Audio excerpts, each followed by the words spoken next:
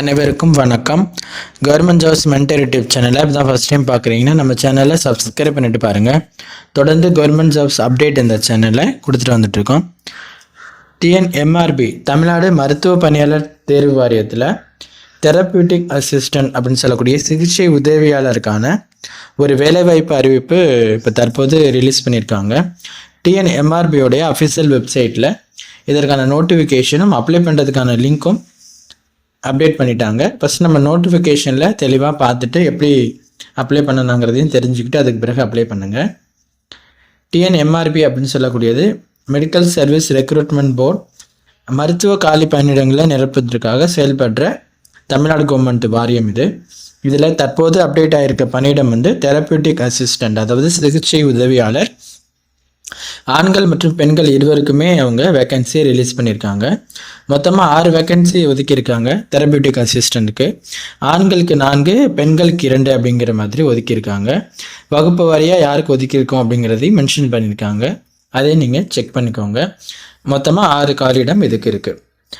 இதில் இந்த தெரப்பியூட்டிக் அசிஸ்டண்ட்டுக்கான சம்பளம் எவ்வளோன்னு பார்த்தீங்கன்னா 18,000 56,900 வரைக்கும் உங்களுக்கு இதுக்கு பே ஸ்கேல் இதுக்கு கொடுக்குறதா சொல்லியிருக்காங்க. இது ஒரு நிரந்தரமான வேலையாக தாங்க அப்டேட் பண்ணியிருக்காங்க. இதுக்கு அப்ளை பண்ணுறதுக்கான டேட்டு பார்த்தீங்க அப்படின்னா 22/1/2026 அதுலேருந்து அப்ளை பண்ணிக்கலாம். அப்ளை பண்ணுறதுக்கான கடைசி தேதி 11/2/2026. அதுக்குள்ளே நீங்கள் இந்த போஸ்ட்டுக்கு அப்ளை பண்ணிடணும். அடுத்து இந்த போஸ்ட்டுக்கான வயது வரம்பு என்னன்னு பார்க்கலாம். பொதுவாக அனைத்து விண்ணப்பதாரர்களுக்கும் குறைந்தபட்ச வயது வரம்பு 18 வயது இருக்கணும்.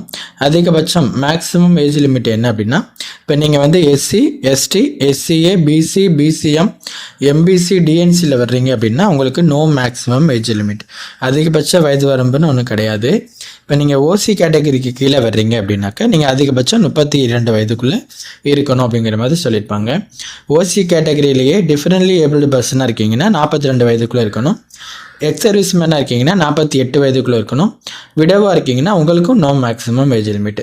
அதனால் வயதை பொறுத்து நீங்கள் கால்குலேட் பண்ணிக்க வேண்டாம். பெரும்பாலும் நோ மேக்ஸிமம் ஏஜ் லிமிட் இருக்கிறதுனால கண்டிப்பாக இதுக்கு நீங்கள் ட்ரை பண்ணலாம். அடுத்து இந்த தெரப்பியூட்டிக் அசிஸ்டன்ட் போஸ்ட்டுக்கான கல்வி தகுதி என்ன அப்படின்னாக்க, டிப்ளமோவில் நீங்கள் நர்சிங் தெரப்பி 2 வருஷம் கோர்ஸ் நீங்கள் கம்ப்ளீட் பண்ணியிருக்கணுங்க. அதுக்கான சர்டிஃபிகேட்டும் வச்சுருக்கணும். டிப்ளமோவில் நர்சிங் தெரப்பி கோர்ஸ் முடித்தவங்க மட்டும்தான் அப்ளை பண்ண முடியும். அதுவும் 2 வருஷம் கோர்ஸுங்கிறத அவங்க தெளிவாக மென்ஷன் பண்ணியிருக்காங்க.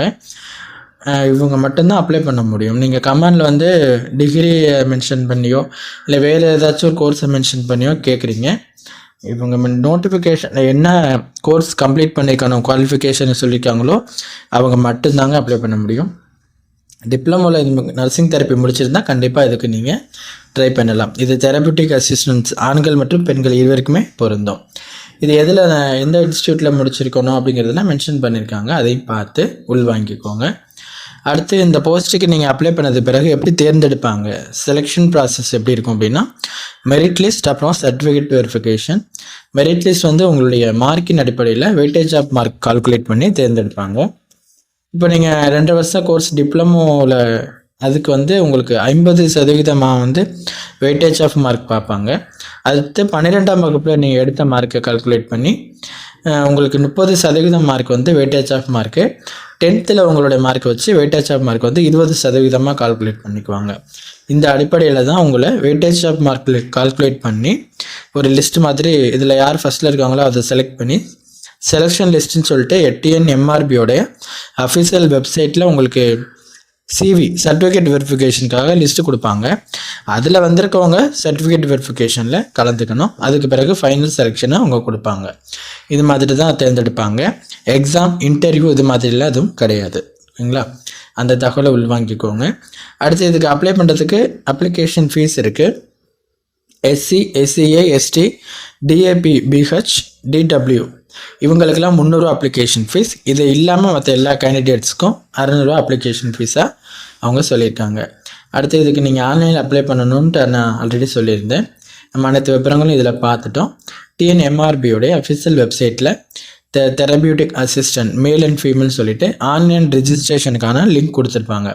இப்போ நீங்கள் அதை கிளிக் பண்ணிங்க அப்படின்னா ஆன்லைனில் அப்ளை பண்ணுறதுக்கான பேஜ் ஓப்பன் ஆகும். இதுதான் அந்த பேஜ்.